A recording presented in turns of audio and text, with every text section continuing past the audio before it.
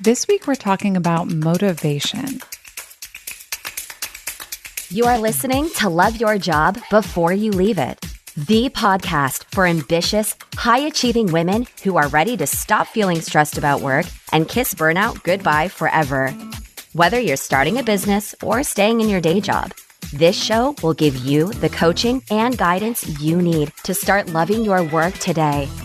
Here's your host, career coach Corey Lynn. Hey, y'all. Happy Wednesday. I have a topic today that I'm so excited to talk to y'all about. But before we get into that, a little bit about what's going on with me. We have been in a crazy heat wave in California. By the time this comes out, the heat wave will be done. But here now today in the recording of this podcast, the heat wave is very much here and it's only like 11:20 in the morning. But the room that I record the podcast in, it has air conditioning in that there's a window unit I could turn on, but I'm not going to because it would be extremely loud and disruptive. And usually, like even throughout the summer, I record in here with no problem, like around this time of day. But right now it's like so hot and getting so hot throughout the day and staying so hot overnight that even though it's only like 11:20 in the morning, it's really hot in here. And I a little bit wish I'd recorded this earlier, but you know what? I didn't, and I'm going to record it now because now is the time I have available on my schedule to do it. And because I'm so fucking excited to talk to y'all about what we're talking about this week, which is something people want to talk to coaches about a lot, which is motivation. And something I hear about a lot is like, I just need to feel more motivated. I'm just like not as motivated as I want to be. I'm like not as motivated as I used to. Like, how do I create motivation when I'm not feeling it? And it's interesting because like motivation is just like by so many people seen as this thing that they think we're like supposed to have all the time, like in abundance, and like something's wrong if we don't. And that's not my take on it, y'all. As you may have guessed from the title of this podcast, I don't think you're supposed to feel motivated all the time. Like, I don't think the goal is to feel motivated all the time. I just don't think you're supposed to. And I think the pressure we put on ourselves to feel motivated to do everything all the time, including things we like don't like doing, it's not very fun. And I think it makes us feel like shit, honestly. I think for a lot of us, we internalize this as like, oh, there's something wrong with me because I don't feel motivated. And sometimes it's to do something we like don't actually want to do, but think we should do. And sometimes it's to do something we do actually want to do, but like in that moment, we're not feeling motivated. Now, I think this is a little bit interesting and I want to dive into this a bit because I think there's a difference between I'm not motivated and I have negative thoughts about myself and that activity, such that whenever I try to do the activity, the negative thoughts and feelings arise and become so big that it's very difficult to do it, or the negative thoughts and feelings come up before I even get started, so I never do it. So to me, these are two different things. And there's a lot of podcasts already where we talk about like, hey, if you have a thought like, I suck at this, you're probably not going to want to do it. Like that just makes sense, right? If you know your brain's going to say a bunch of mean shit to you every time you like think about doing it or start doing it or do it or have done it, like, yeah, of course that's going to create like a desire to avoid it. And if that is what you're dealing with, I would actually suggest listening to the podcast episode on the pleasure gloss. I talk about the pleasure gloss, and I also talk about what I call the displeasure gloss or the pain gloss, which is like our brain forms associative connections really strongly and pretty easily. So if there's something you do that feels great and you like, or you have really like good thoughts about it, you're going to want to do it because your brain's associated with pleasure. And if there's something, even something you want to do, but you have like a lot of self-critical thoughts about it or negative thoughts about it, you can easily build up this associative displeasure or pain gloss that will make you not want to do it. So like an example I use a lot, because I think it happens a lot, is people want to write a book, but either like while they're writing, they think a bunch of negative thoughts about themselves in the book and they're writing, or they think a bunch of negative thoughts about how like they haven't done it yet. And then they create more avoidance by building this like pain loop so that even when they think about writing, it brings up like pain and shame and guilt and all these negative feelings. And then of course they avoid it. So that's not what we're talking about today, but that's like a little review of that concept. What we are talking about today is Like, what is motivation and why do we have it and how much of it are we supposed to have? So again, I think a lot of people think they're supposed to have like this unlimited supply of motivation. And like in the current world, so many of us, especially those of us like listening to podcasts, we have these like extremely full and busy lives where we're trying to do just absolute fuckloads of shit all the time. And it's like, you know, career stuff, doing our projects, doing our work. And then it's like life stuff, like doing our laundry, feeding our bodies, doing our dishes. And then if you are a parent and have children, there's like way more laundry and way more feeding and way more dishes. And plus, like, I love children so much, but they get like sticky jam hands and then they touch everything in your house. So then everything in your house is sticky. And so you're either living with the stickiness or you're like constantly working on undoing the stickiness. And if we have a significant other, it's like having a significant other is great. Like it's an enjoyable experience in a lot of ways, but it's also a lot of work and it's a lot of like chosen conflict and sometimes conflict you didn't choose that's just sort of happening. And there's a lot that goes on with like the upkeep of that. And so then like, what if you also have, you know, like hobbies, like if you are trying to write a book or you're like learning knitting or like you're taking Portuguese classes or like whatever you're doing, that's like more stuff. And a lot of people want to have like some kind of movement habit or like thing like that. So then that's something they're trying to fit in. I know for me, like I do PT exercises most days. I take a long walk most days. I do intentional writing practices. You know, I used to do it every day, but honestly, now I don't. And so we have all this stuff, right? Not everybody, but I would say I think most of us have all this stuff that we're like trying to do and we don't feel motivated. We just don't fucking want to. And like for a lot of us, we're like, what I'd actually like to do, if I'm being really honest, is like sit on the couch and watch a lot of Netflix or like, you know, I want to eat this ice cream or drink this wine or sleep later or go to bed earlier and like not deal with all this shit. And then I think people weaponize this against themselves and think that they're lazy or that something's wrong with them or like they just don't care enough or they're like not trying hard enough. They're not a hard enough worker. And they really like pathologize against themselves the fact that they don't have this like constant unending stream of motivation. So first of all, what I want to say is like, I don't think you're supposed to have motivation all the time. Like I've already said that, but I'm just going to keep saying it this whole podcast. I do not think you're supposed to feel motivated all the time. And I do have some data that I'm going to reference to back that up. So I listened to this podcast a while back from Huberman Labs, and it was about dopamine. And dopamine is like, listen, I'm not a scientist, obviously. I'm a coach and I know a lot about mindset, but I'm a layperson when it comes to this kind of science shit. But from what I understood from that podcast, and go listen to the actual source material if you want. From what I understood, like the dopamine, what it does is it kind of like rewards you or like makes you want more of certain things. And what it's supposed to do is basically keep you alive, right? Like if you eat food, you get like some dopamine and that like, you're like, okay, this was good. Like I should do that again later. And, you know, it's associated with sex. I don't know what I should say there. It's associated with sex, right? Which is like from the biological side, like reproducing for the species, right? Although for us in current days, it could just be like for pleasure, for fun. And there's all kinds of stuff though that like hooks into the dopamine loop, right? Like things like chocolate, things like wine. And sometimes when something hooks into that loop, like we will experience a lot of desire to do it and keep doing it. And like, it's interesting because like, that's kind of like motivation, but different, but it's kind of the same if you think about it, like from this like way of like what's going on in the brain. But one of the things that was mentioned in that podcast that I thought was so interesting is like, when you do something, you have like a surge of dopamine and then the dopamine goes down. And like, I've been thinking about that ever since. And it's kind of like this idea that like, as an animal who evolved, because like other animals also have brains and have like dopamine loops and like have urges and drives, right? So as an animal, you are not supposed to be motivated and like doing shit all the time. You're not supposed to always be like hunting. You're not supposed to always be eating. You're not supposed to always be procreating or having sex. You're not supposed to always be sleeping or whatever, or staying warm, even though those activities like may feel good. Sometimes you're supposed to just be like resting and chilling. And sometimes like you need the motivation to go like get up and do some shit, right? So if you think about like the way humans evolved, and if you look at other like apex predators, right? So other predators who are like at the top of the food chain, they don't have natural predators of them. They're no one's natural prey. They're not doing shit all the fucking time, right? I remember reading this thing on, I think it was like Facebook one time, and I think Cara Lowenthal posted it. She's amazing. And it was like about how lions are not like always being productive. They're not like always doing stuff. They're not like always managing projects. They like hunt, they feast, and then they fucking sleep. I don't know, like 18 hours a day or something. So listen, before I get like a bunch of pushback, I'm not suggesting that all you do is hunt and sleep 18 hours a day, like hunt, feast, sleep 18 hours a day. That's not what I'm suggesting.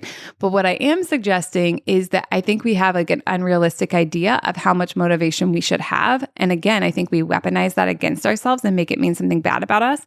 And I think we don't take into account how much motivation actually we're going to have, like when we're making plans for ourselves, when we're like making schedules, when we're setting our calendars. Now, listen, I also don't think you have to have motivation to do shit.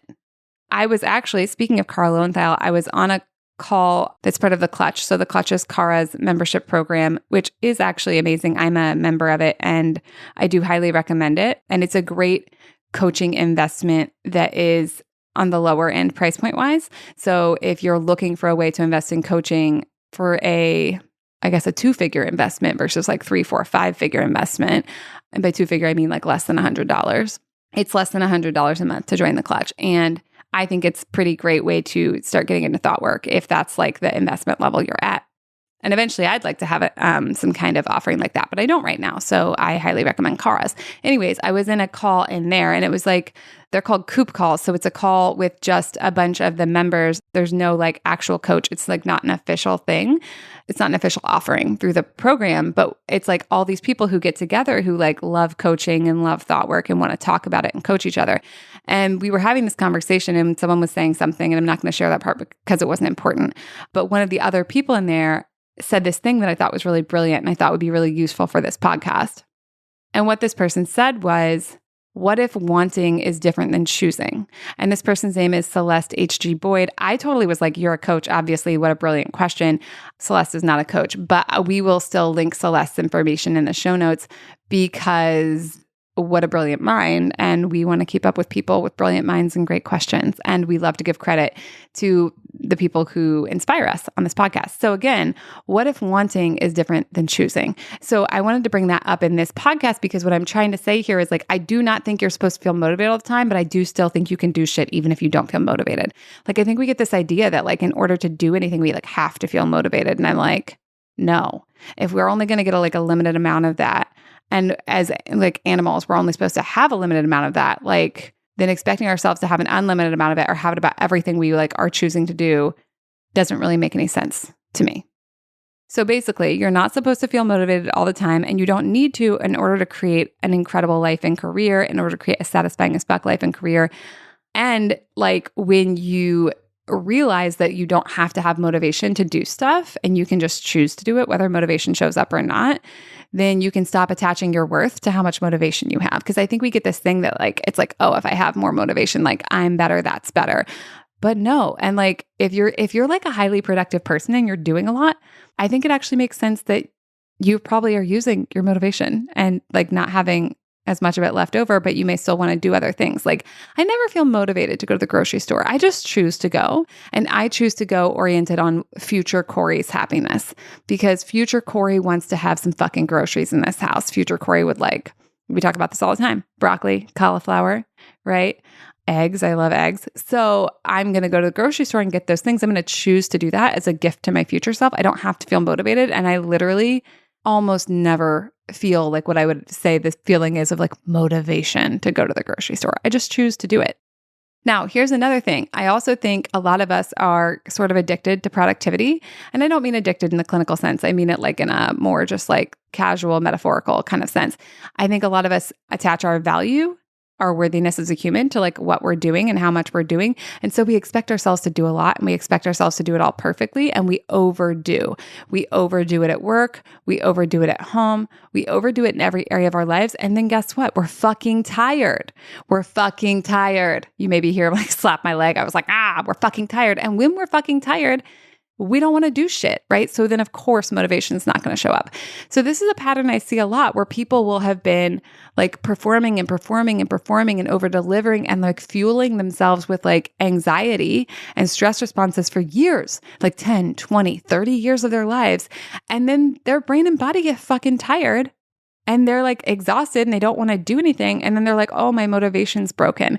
And I'm like, no, I think you actually still have the capacity to feel motivated, but like you've depleted this system. And I would even say like abused this system such that like it needs to recover now. And I think when people are in that position, again, we can still choose to do stuff, but we need to kind of get back into balance and like recalibrate it. And then it might be a while before like that motivation kicks back in, because oftentimes we take ourselves like so far past like our empty gas tank limit. And since we're not cars, we're people, we can like really, really, really push that. And a lot of people do.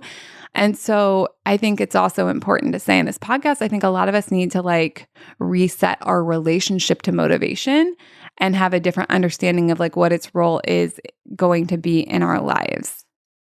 Let's also just take a minute to talk about like humans aren't supposed to be awake all the time, right? Like, you know this.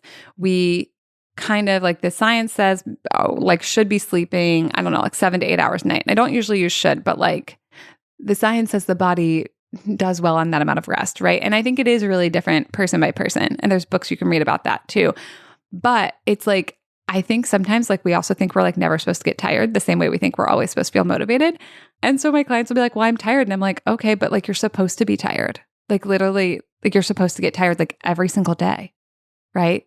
Like you as a body, as an animal, are supposed to have energy, use the energy, get tired, rest, recover, and repeat. And so many of us are trying to like run our lives like we're like iPhones that never need charging, right? Even your iPhone needs to fucking charge, right? It's a machine and it still needs to charge. But like so many of us are like, oh, I should just be able to be like super duper productive all the time and like, sleep for like a little tiny amount of time and then like always feel great. And I'm like, that's like literally not what the mechanism of your body is meant to do.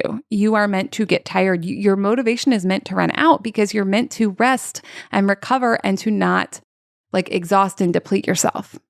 So again, just because you're not feeling motivated doesn't mean you can't do something. Like, again, you can always still choose. And also there should be limits. There are supposed to be limits. And like, yeah, I can just hear some of y'all being like, but how am I supposed to like keep up with like this life I've designed if I need to like rest and recover all the time? And I'm like, first of all, if you're not giving yourself time to like rest and recover, are you actually enjoying that life at all? Because I think a life in which we don't have any time to rest and recover is probably actually pretty miserable, even if it's like checking all the cultural boxes. And then second of all, like I do think you can have a truly incredible life, but like, no, I don't think it probably is going to have like every single thing that culture says it should have in it.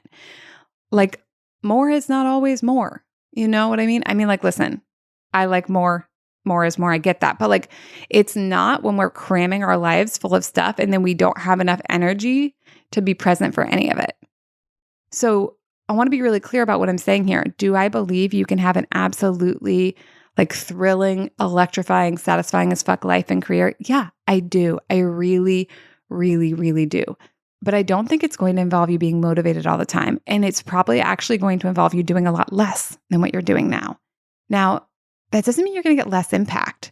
I think when we do less, we get more impact. I think when we do less, when we constrain down to like what actually really matters to us, we get better outcomes, we get more impact, we have better relationships. But it's true, we may check fewer boxes. There may be some things that we've been trying to keep up with for years and years and decades of our lives that we choose to let fall by the wayside, right? And we don't even have to frame it as fall by the wayside. I think even that, like, I'm like, oh, look, that's my own internalized like productivity culture coming out in my language right here. But like, I know people who don't grocery shop anymore. They get their groceries delivered. It saves them time.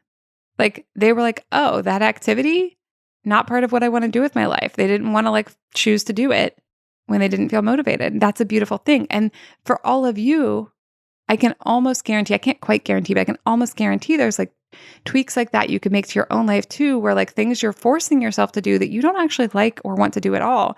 There's probably a different way to get the thing done, or maybe the thing doesn't need to get fucking done. And you could create a satisfying as fuck life that doesn't involve that thing.